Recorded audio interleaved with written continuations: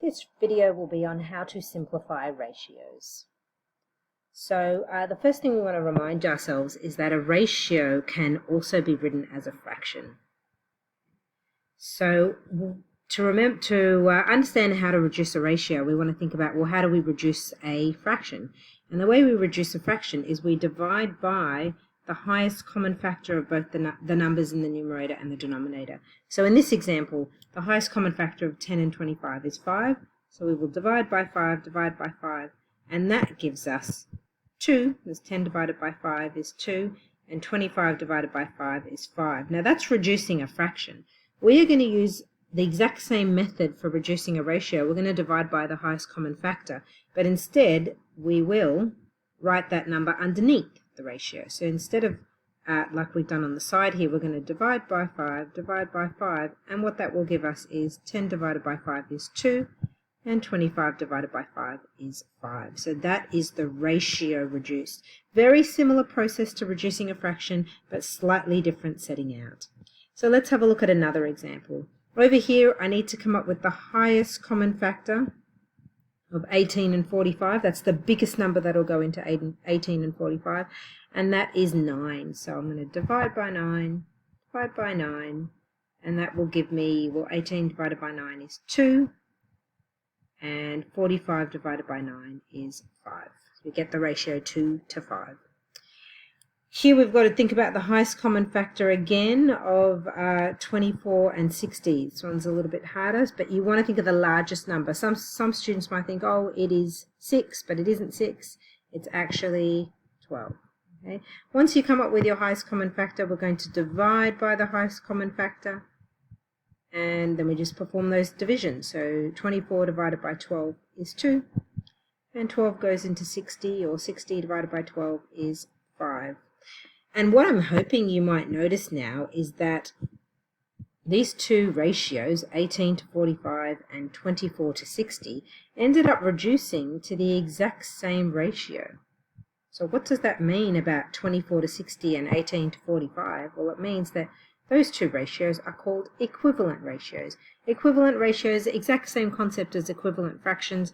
If you reduce two fractions down to the same fraction, they're equivalent fractions. If you reduce two ratios down to the same ratio, they are in fact equivalent ratios. Now there's some slightly harder examples, like what do we do if we have decimals?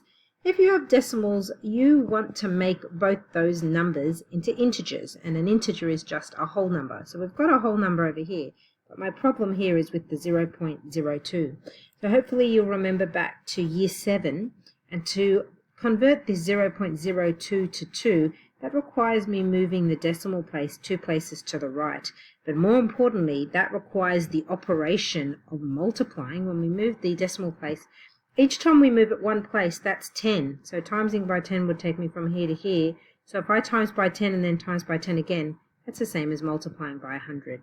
So I'm going to multiply that 0.02 by 100, but whatever you do to one side of your ratio, you need to do to the other. Otherwise, you've changed the ratio. So when I multiply this 100 by 0.02, that's going to give me 2. But I'm going to do the same over here. And when I multiply 40 by 100, it's going to give me 4,000. Now, I still haven't finished the question. Now I have to reduce my ratio. So if I look for a highest common factor of 2 and 4,000, they're both even, and 2 is not very large, so it makes it easy to see that the highest common factor is 2. 2 divided by 2 will give me 1, and 4,000 divided by 2 will give me 2,000. So I end up with my reduced ratio, which is 1 to 2,000 over here. So that is my final answer. Here I have another example of a ratio with decimals. So if you're feeling confident, you might pause the video and give this an attempt. If you need to see more, just keep watching. So what we're going to do is we're going to multiply. Now here I've got a situation where I have 2 numbers after the decimal place and 1 number after the decimal place. So if I need them both to be integers, really I'm going to have to do a double jump here. Okay, and that means times by 10 and then times by 10 again, which is multiplying by 100. If I times by 10 on that 100 on that side, I've got to do the same over here. 1, 2, and I've got that empty hump, and those empty humps will fill with zeros. So we're going to get times by 100 on both sides of my ratio. I'm going to get 120, because don't forget we've gone 2 jumps on this side, and then we do the 2 jumps over here, we're going to get 27. So once again, all we've done now is turned our ratio so that it has 2 integers in the ratio as opposed to decimals. Now we're going to have to find the highest common factor of 120 and 27. Any idea? So now's the time to have a think. I'm guessing, and I could be wrong, but I'm guessing it's 3. So let's see if that works. If it doesn't, we'll know when we get our ratio. We'll look for more common factors. So 3 goes into 120 40 times, and 3 goes into 27 9 times, and I can see that 40 and 9, they don't have any more common factors, so there's no number that goes into 40 and also 9. So that means this ratio must be fully simplified. All right, couple more to go. Ratios where we have different units. Now, when you see a ratio without units, you can assume straight away that the units are the same. But you sometimes will see these questions where you've been given a ratio with different units, and what you need to do is make the units the same. So in this case, I'm going to keep the 40 as seconds, and I'm going to change my 2 minutes into seconds. And every minute has 60 seconds, so 1 minute equals 60 seconds. So that means 2 minutes will be 2 lots of 60, which is 120 seconds. I'm not writing any units now because the units are now the same, and now I'm going to reduce. Hopefully you will see that the biggest number that goes into 40 and 120 is, in fact, 40. So we'll divide both sides by that number, and that gives me 1, because 40 divided by 40 is 1, and 120 divided by 40 is 3. All right, litres and mils. I'm going to convert both of these into mils, I think, because I know that every litre is 1,000 mils. So that means 5 litres must be 5,000 mils. And now both sides of my ratio contain mils. If you have a ratio with zeros on the end, what you can do quite easily is divide by 10. People say that that's cancelling a 0. I prefer you to realise that what you're really doing there is you're dividing by 10. So when we divide by 10, yes, we can lose a 0 there, and then we get 500 to 45, and now we have to reduce further.